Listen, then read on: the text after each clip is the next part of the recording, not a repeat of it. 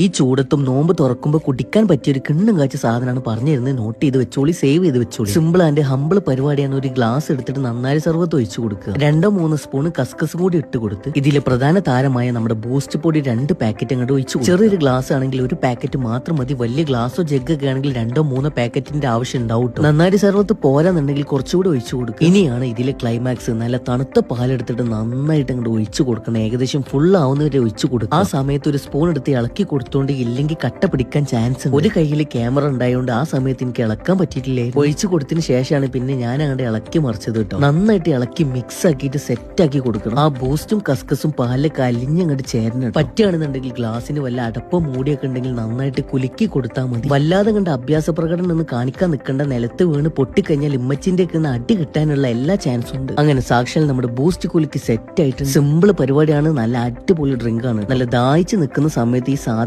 കുട്ടിച്ചാലുണ്ടല്ലോ ഒരു രക്ഷയില്ല. അടിപൊളി കിണ്ണം വെച്ച് കെറുമാണിട്ട്. നോമ്പ് തുറക്കുന്ന സമയത്ത് ഈ ഒരു സാധനമൊക്കെ ഉണ്ടാക്കി നോക്കിയ ഒരു വെറൈറ്റി തന്നെയാണ്. കുറച്ച് സംഭവങ്ങൾ മാത്രം മതി. അപ്പൊ സാധനം ഉണ്ടാക്കിയിട്ട് ഫീഡ്ബാക്ക് അറിയിക്കാൻ മറക്കരുത്.